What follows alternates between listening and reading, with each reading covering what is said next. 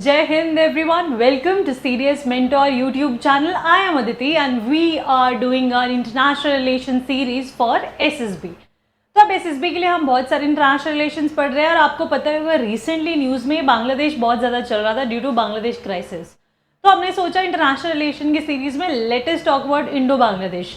So let us start with Indo Bangladesh. हम India Poland cover कर चुके हैं, इंडो यूएस कवर कर चुके हैं और हम इंडो यूएसएसआर भी कवर कर चुके हैं और Indo Russia you can say. ठीक है, now starting with Indo Bangladesh. जो पहला क्वेश्चन आपके माइंड में आना चाहिए इंडो बांग्लादेश सुनते ही, वो क्या आना चाहिए, बांग्लादेश बना कैसे। अब हम जब भी इंटरनेशनल रिलेशंस पढ़ते हैं हम शुरुआती दिनों से पढ़ते हैं, जब इंडिया ने इंडिपेंडेंस गेन किया। इंडिया तो 1947 में इंडिपेंडेंस हो गया, बट बांग्लादेश तो 1971 में फॉर्म हुआ है ना, और हमें इंटरवीन करना पड़ा उसकी फॉर्मेशन में। तो एग्जैक्टली रीजंस क्या थे ईस्ट पाकिस्तान और वेस्ट पाकिस्तान के अलग होने के? क्योंकि आप सबको पता होगा कि जो जिन्हा जी थे उनका बहुत ज़्यादा बिलीव था कि अगर दो देशों के धर्म एक समान है तो उनमें लड़ाई होने के चांसेस बहुत कम रहते हैं। बट जब ईस्ट पाकिस्तान और वेस्ट पाकिस्तान अलग हुए तो हमने देखा कि ये चीज़ तो काफ़ी हद तक नेगेटिव प्रूव हो ही गई है, क्योंकि दोनों देशों की मेजॉरिटी जो पॉपुलेशन थी वो सिमिलर रिलीजन से फॉलो करती थी, but still there were instability, they could not live together. So let us know about the reasons for creation। तो पहला अटमोस्ट रीजन जो मुझे एनालाइज करके समझ आता है that is political instability. Political instability क्यों है इंडो बांग्लादेश के अंदर? अब देखो, जो ईस्ट पाकिस्तान और वेस्ट पाकिस्तान था, आप में से किसी को याद है? अगर है तो बताओ, नहीं है तो नो इश्यूज। जो पहले जनरल इलेक्शंस हुए थे ना पाकिस्तान के, दैट टुक प्लेसेस 1970 1970 में पहले जनरल इलेक्शंस हुए पाकिस्तान में, जिसके अंदर ईस्ट पाकिस्तान और वेस्ट पाकिस्तान के दो ब्लॉक्स थे। ठीक है, हमारे पास प्राइम मिनिस्टर तो एक ही होता है देश का, पाकिस्तान वाज वन नेशन, एक ही प्राइम मिनिस्टर होगा।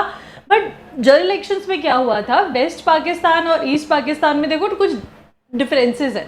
अब कैसे? कल्चरल डिफरेंसेस थे, वो बंगाली बोलते थे, वो बंगाली कल्चर से थोड़े रिलेट करते थे, और जो वेस्ट पाकिस्तान था that was influenced by Urdu speaking population ज़्यादा थी, उनका कल्चर थोड़ा ज़्यादा सेंट्रल एशियन नेशन से मिलता जुलता था। तो थोड़े बहुत कल्चरल डिफरेंसेस भी थे, बट उसके साथ साथ वहाँ पर थे हमारे जुल्फ़िकार अली भुट्टो। वेस्ट पाकिस्तान में थे जुल्फ़िकार अली भुट्टो, जिनकी पॉलिटिकल मेजॉरिटी थी, और हमारे पास ईस्ट पाकिस्तान में थे हमारे मुजब्बर रहमान साहब। ठीक है, अब जब जनरल इलेक्शंस हुए 1970 के 313 कुछ सीटें थी टोटल, जिसमें से मेजॉरिटी सीट्स जीत गए। अब देखो, ये बात भी थोड़ा फन फैक्ट है, आपको पता होना चाहिए कि अगर हम देखें वेस्ट पाकिस्तान ईस्ट पाकिस्तान, हमें लगेगा कि ज़्यादा पॉलिटिकल जो पार्टी के पास सीट है वो वेस्ट पाकिस्तान में होगी, बट नहीं, ज़्यादा जो सीट्स थी ना पॉलिटिकली वो ईस्ट पाकिस्तान के पास थी। क्यों? Due to the population also, population East Pakistan की ज़्यादा थी, इस वजह से ज़्यादा सीट्स ईस्ट पाकिस्तान की थी। और जब जनरल इलेक्शंस हुए फाइनली पाकिस्तान के अंदर, उस वक्त भी जो ईस्ट पाकिस्तान से लीडर थे दैट इज़ मुजब्बर रहमान साहब, वो जीत गए।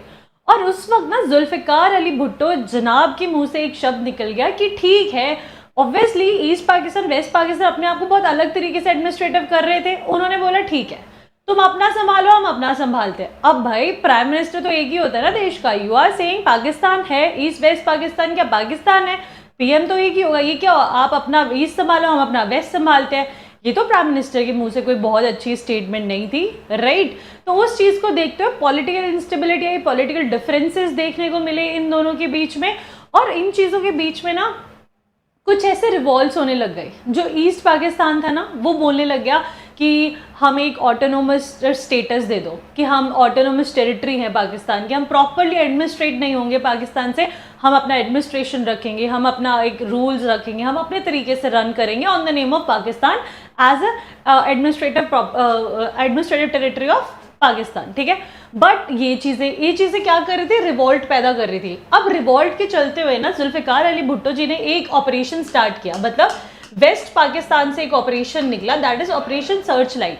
अब ऑपरेशन सर्च लाइट क्या था, इसमें क्या था कि ढूंढ के ऐसे लोगों को पकड़ना जो रिवॉल्ट कर रहे हैं to having a separate nation, Bangladesh से अलग होने की बातें कर रहे हैं, इनको पकड़ के लाओ, इनको ढूंढो। अब ये चीज़ कोई बहुत ज़्यादा फेवरेबल चीज़ नहीं थी, किसी को पसंद नहीं आ रही थी ये चीज़। इस चीज़ ने एक तरह से, ये एक स्पार्क था रिलेशनशिप, जो इनके जो ईस्ट और वेस्ट के बीच में रिश्ते थे, जो थोड़ी शांति बनी हुई थी, और ज़्यादा एक्सक्रिएट हो गई। कैसे?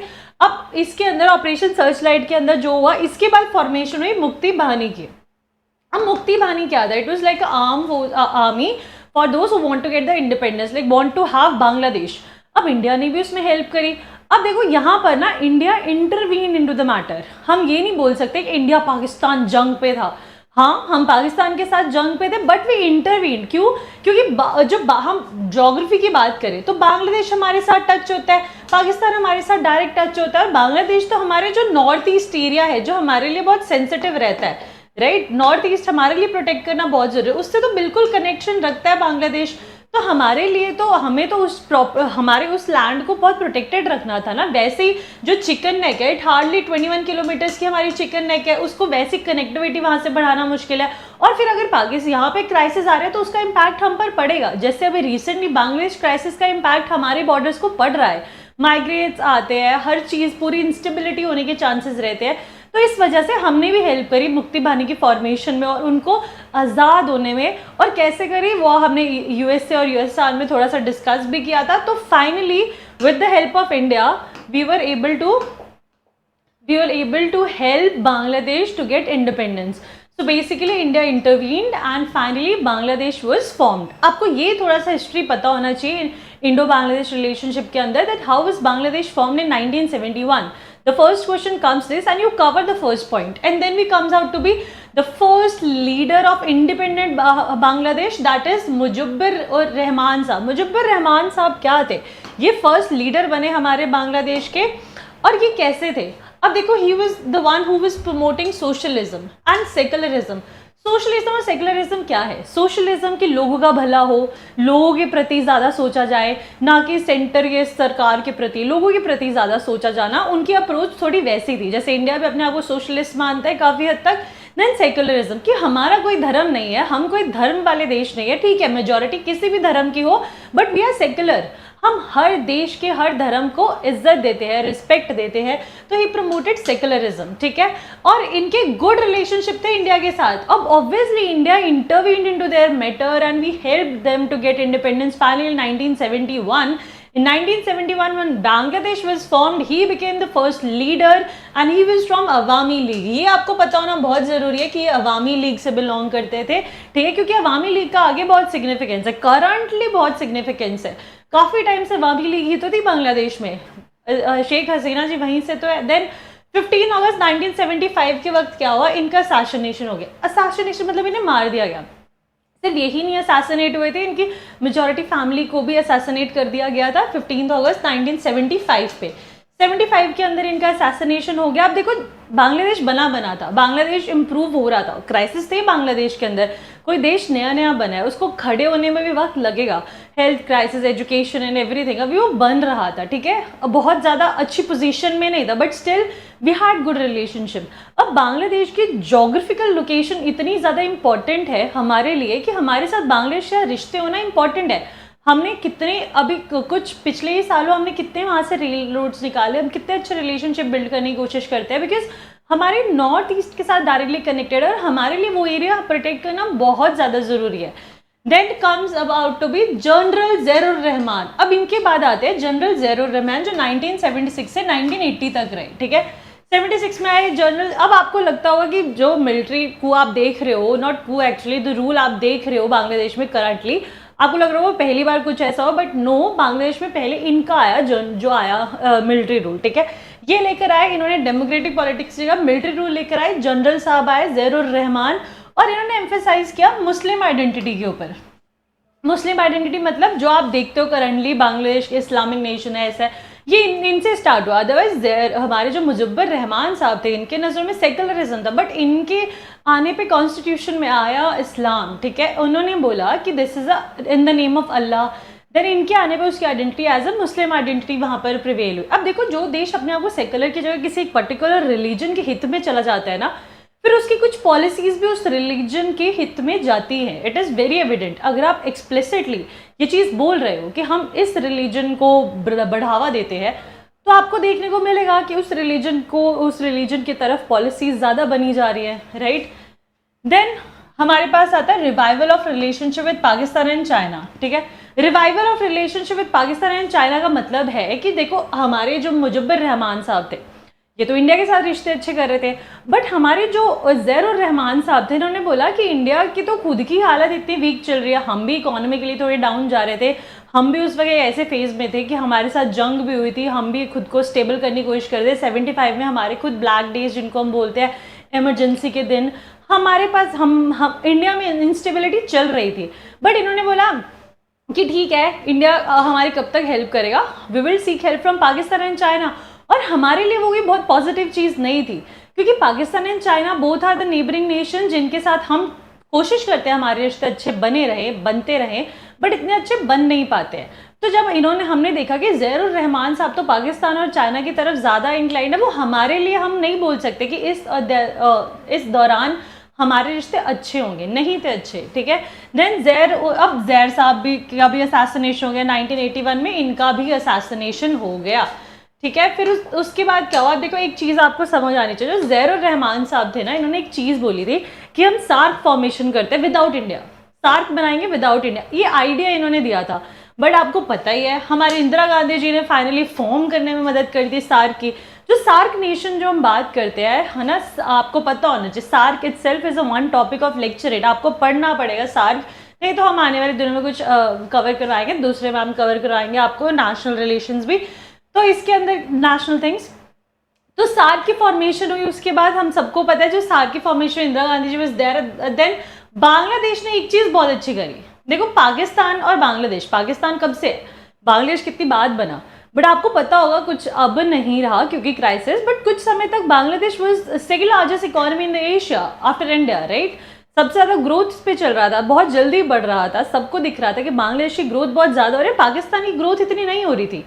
क्या इसके पीछे क्या रीज़न हो सकता है, देखो Bangladesh was totally on agriculture, Bangladesh agriculture के ऊपर डिपेंडेंट था, बट बांग्लादेश की मार्केट शिफ्ट हुई, उन्होंने ज़्यादा एम्फेसाइज किया कि हम जियो पॉलिटिक्स की जगह हम जियो इकोनॉमी पे एम्फेसाइज करना पसंद करेंगे, हम इकोनॉमिकली अपने आप को वेल्दी करेंगे, हम इकोनॉमिकली चीज़ों को देखेंगे, ना कि ये पॉलिटिकल चीज़ों के अंदर फंस के अपने देश का कुछ नुकसान करेंगे। तो जियो इकोनॉमिक्स को प्रमोट करते हुए they become the member of SAARC and we become the member of SAARC and we decided, although we were the closed economies, we were not in the globalisation at that time.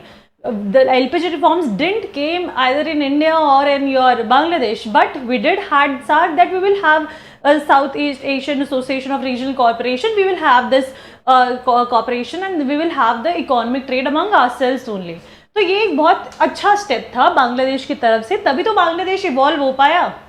Then हमारे पास आती है 91 से 96 के अंदर Bangladesh national party, that is BNP, came to power headed by Khalida Zia. और खालिदा ज़ैर कौन थे, खालिदा ज़ैर की जब हम बात करते हैं, she was the wife of Ziaur Rahman only, ठीक है। और ये बांग्लादेश में फिर फाइनली रिटर्न हुआ डेमोक्रेटिक पॉलिटिक्स का, फाइनली मिलिट्री रूल के बाद फाइनली एक डेमोक्रेटिक पॉलिटिक्स उसके अंदर आई, starting from the Bangladesh national party. Ziaur Rahman साहब की खुद की बीवी खालिदा ज़ैर ये आई, और इनके आने पे पॉजिटिव, देखो हम ये बोल सकते हैं कि ये कुछ ऐसा नेगेटिव नहीं थे हमारे लिए, इनके आने पे हमारे रिश्ते ओके हुए, ठीक है, चल रहे थे, because she was emphasising on manufacturing sector, she was trying to improve the economy. और जब जो देश पॉलिटिकल चीज़ों को थोड़ा साइड रखे, इकोनॉमी पे फोकस करे, ग्रोथ पे फोकस करे, तो जनता का भी फायदा है उसके अंदर। अब पाकिस्तान और बांग्लादेश अगर हम देखें, दोनों की इकोनॉमी ग्रोथ में कितना फ़र्क आ गया, जबकि पाकिस्तान जब आज़ाद हुआ था, बांग्लादेश तो बहुत बाद में आज़ाद हुआ, बांग्लादेश की पॉपुलेशन भी ज़्यादा थी, right, but still because they emphasised on Jio economics rather than Jio politics, ठीक है।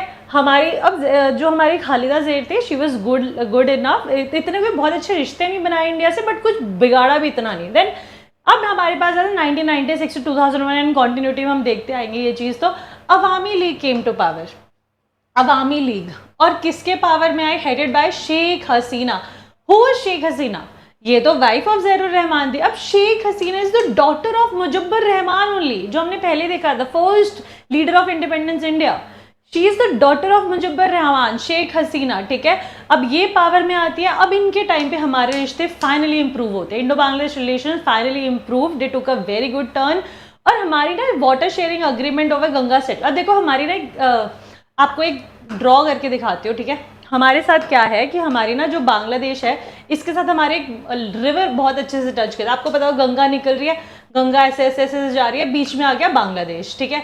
और यहाँ से एक और रिवर मतलब गंगा की ट्रिब्यूटरी आती है। यहाँ पर ना हमने बराज बनाए थे, उसका नाम है फराक बराज, ठीक है, फराके बोलो, फराक बोलो, ठीक है, फराके बराज हमने बनाया। अब हमने देखो बराज तो हमने ये बनाया था कि यहाँ पे कोलकाता पोर्ट है, वहाँ पर कि हम उसको कंट्रोल कर सके, वहाँ पे ज़्यादा फ्लो कई बार बढ़ जाता, कई बार कम हो जाता, हमारे पोर्ट में दिक्कत हो रही थी।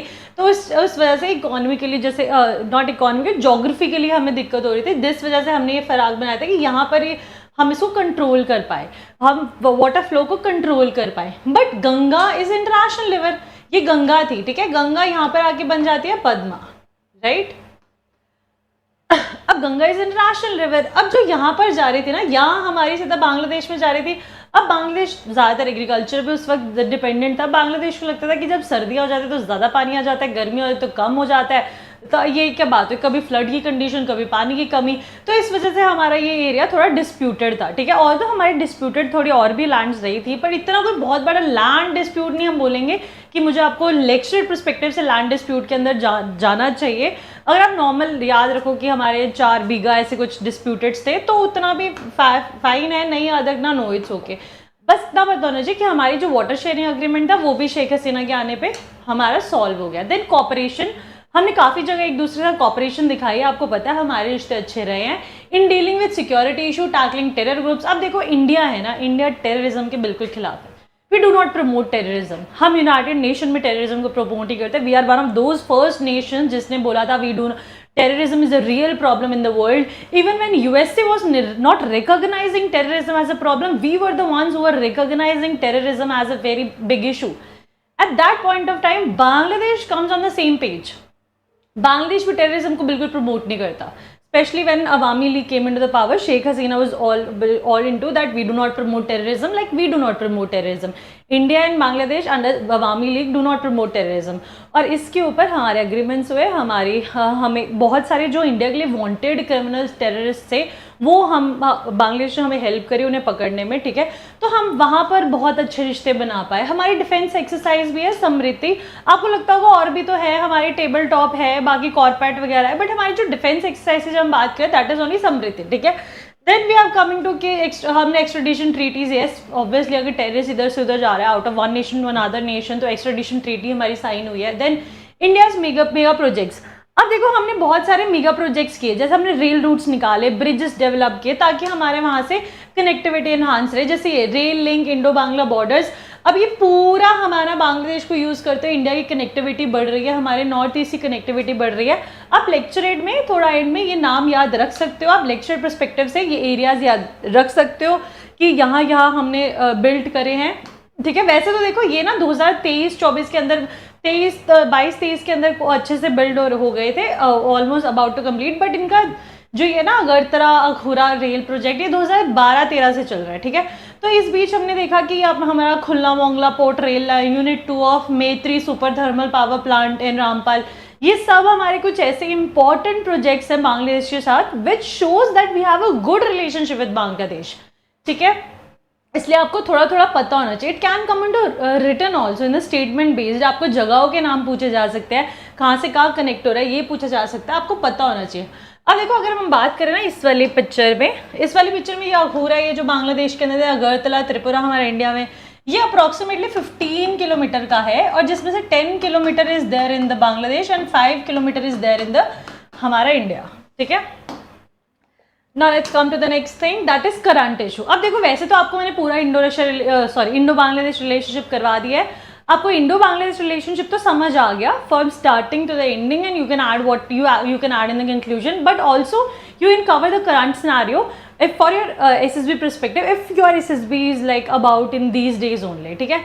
जब मैं ये वीडियो रिकॉर्ड करी है लाइक इसके आसपास ही, आपको वीडियो रिकॉर्ड करने के बाद नीचे डेट पता लग जाएगी कब की है, कितना टाइम हो गया है, तो आप लेक्चर में ये भी ऐड ऑन कर सकते हो। और इवन अगर आप बाद में भी देख रहे हो तो आप थोड़ा बहुत बोल सकते हो we had this much crisis, this started from there. तो मैं बस उतना बताऊंगी कि किस हिसाब से स्टार्ट हुआ, अदरवाइज अभी तक चल रहा है तो बहुत कुछ ऐड होगा, तो एडिशन तो चलती रहेगी, बट बेसिक जो रीज़न है वो आपको पता होना बहुत ज़रूरी है। अब देखो जो बांग्लादेश है ना, वहाँ पर हमारे पास जैसे इंडिया में रिजर्वेशन और क्लास बेसिस है ना, क्लास रिप्रेजेंटेशन के ऊपर इंडिया में रिजर्वेशन है, वैसे ही बांग्लादेश में भी रिजर्वेशन का कॉन्सेप्ट एग्जिस्ट करता है, but on the different level. कैसे? वहां पर 1% reservation to physically challenged people है, then 5% to minorities, 10% to women, 10% to backward class. अब देखो इससे किसी को दिक्कत नहीं है, ठीक है, okay they deserve it, take it, ठीक है. दिक्कत कहाँ पर आई कि only 44% are getting into the merit. जब गवर्नमेंट जॉब्स की हम बात करते हैं, बांग्लादेश में 56% तो रिजर्व्ड ही है सीट्स, सिर्फ 44% सीट्स हैं जिस पे मेरिट बेस पे एडमिशन्स होते हैं. अदरवाइज 56% जो जॉब्स हैं, जो गवर्नमेंट सेक्टर है, उसके अंदर रिजर्वेशन लगे हुए हैं. देन जो 30% है उसमें से वो है फ्रीडम फाइटर्स की, ठीक है.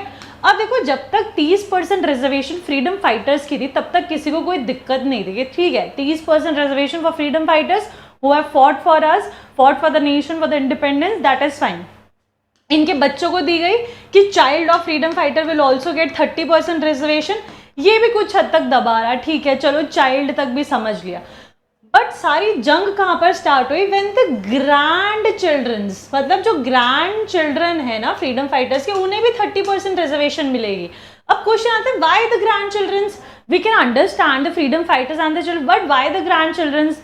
Did they fought for the nation or whatsoever the dispute between their nation? तो ये डिस्प्यूट आ जाता है कि ग्रैंड चिल्ड्रंस को नहीं मिलने चाहिए. तो 2018 के आसपास क्या हुआ था कि शेख हसीना ने ये वाली रिजर्वेशन रद्द भी कर दी थी. उन्होंने बोला था ठीक है नहीं आएगा, नो बोल भी, there will be no more 30% reservation for the grand children of freedom fighters. But then the grand children of freedom fighters went to their court, the Bangladesh one, and what they did was कि उन्होंने वहाँ पर proper अपना case लड़ा और finally judgement आए 2024 के अंदर कि ठीक है इसको अब री इंट्रोड्यूस कर देंगे. 30% जो रिजर्वेशन है for the grand childrens will be reintroduce. और उस चक्कर में फिर से रिजर्वेशन आ गई और reservation to grand childrens of freedom fighter, ये चीज़ इंट्रोड्यूस होगी, ठीक है. अब इन सब के बीच में प्रॉब्लम, ये मेजर प्रॉब्लम थी. अब ऑपोजिशन ऑब्वियसली अवामी लीग कब से वहाँ पे पार्टी उसमें चल रही है, पावर में चल रही है, ऑपोजिशन तो आएगी ना, थोड़ा रोल प्ले तो ऑपोजिशन भी करेगी. अब ऑपोजिशन भी थोड़ा उकसाती है, ठीक है, स्टूडेंट यूनियंस भी फिर पार्ट देते हैं, सब कुछ देते हैं, फिर ये बहुत बड़े क्राइसिस में कन्वर्ट हो गया. और ये जो वर्ड है ना रजाकर, ये बहुत ज़्यादा इंपॉर्टेंट हो गया था क्योंकि इसका बेसिक मतलब होता है ट्रेटर्स. शेख हसीना जी जो कि हम प्राइम मिनिस्टर थी, उनके मुंह से ये शब्द निकल गया था that the people who are fighting against the reservation are रजाकर्स. It is a very very big statement from the mouth of a prime minister. ये कोई बहुत अच्छी स्टेटमेंट नहीं थी कि वो अपनी ही जनता में एक ऐसी भावना फैलाएं कि कुछ लोग रजाकर्स की तरह एक्ट कर रहे हैं, ट्रेटर्स की तरह.